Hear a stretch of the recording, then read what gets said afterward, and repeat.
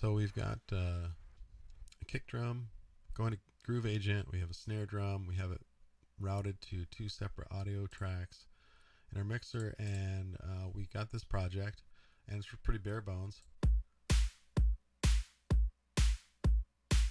Okay, and so we're ready to record hi-hat part, and I want to show you about a little unused feature in Cubase that you may not be aware is in there. At this particular moment, I don't have my MIDI controller hooked up. So you may be thinking to yourself, how do I get MIDI notes in here? Well, one way is you can come in here, you can draw them in. This is sending info. Now, obviously, here's C1, here's F sharp, here's the hi-hat part. If you want to know what note to send, it's F sharp 1 and A sharp 1. So here's F sharp, here's A sharp. I don't particularly like these sounds. We're going to fix this later, but just setting up the basic, a basic beat for electronic dance music. So the sounds come into play pretty heavily, obviously, in the sound of the overall track. But for right now, we're just learning how to get MIDI data into Cubase and route the audio. So you may be thinking to yourself, okay, well I can just hit this pad and record from there. It unfortunately does not work, and I'm not sure exactly if it's meant to record parts or not. You might be thinking to yourself, okay, well I can just go to bar 3 and I can hit record, and when it's starting to record, you know, so I have a 2-bar phrase. So I'm hitting this note, but it's not recording anything. And actually, that was on the snare track. That was my mistake. But you can see, like, it doesn't matter. I can hit record all day. I can click in here all day. It's sounding. It's sending the sound. You can hear the sound playing, but it's not sending MIDI data outbound. Now check this out. If you actually tell it, hey, I want to receive input from Groove Agent. Let's try that. So now I'm going to hit one more thing before I move on.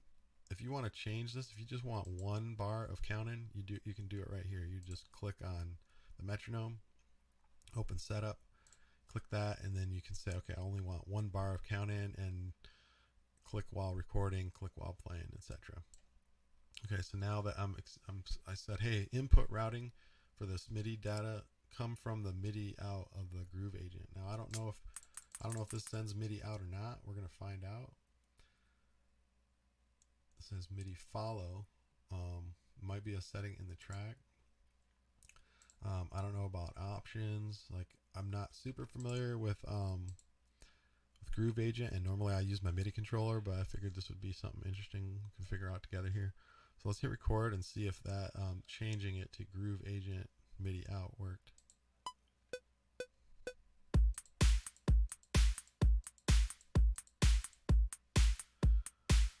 And did. Now you can see I have parts recorded, but I also see these diagonal lines. What that means is it has to do with the MIDI setup. So what just happened is it cycled back to bar 3 because I'm looping, and it created a new part.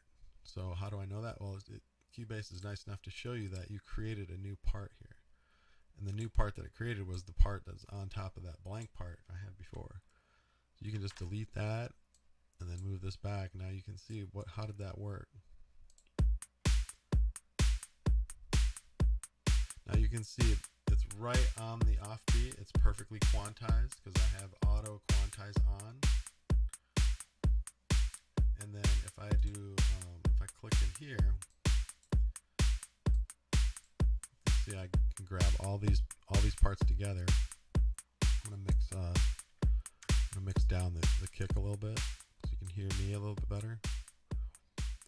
But we're listening to we want to listen to that hi-hat, but right now it says it's bus 3, but let's go see where that actually is coming out. It looks like a kit mix. Let's do out 3, and then we can solo it here.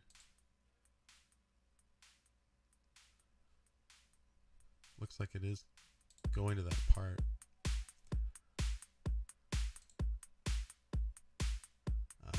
this is what we want here, not auxiliary. So let's master out 2, out 3. There we go. Now we got just the hi-hat here. So let's call this the hi-hat.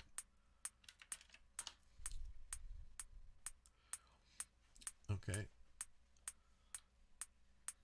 And then now you can see here we've got these things happening on perfectly on the beat.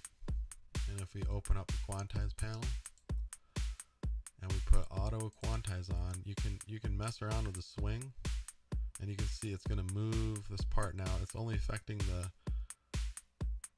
even numbered parts, right? So because the hi-hat comes in right on the beat, the swing doesn't affect it.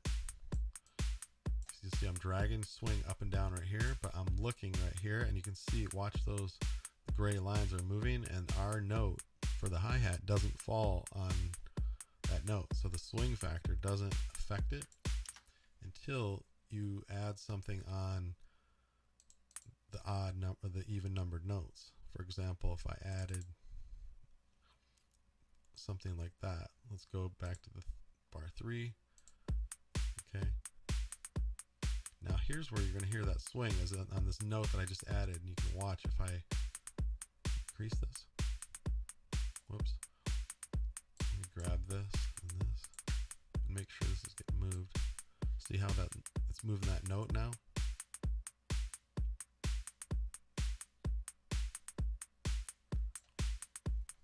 Okay, that sounds pretty good.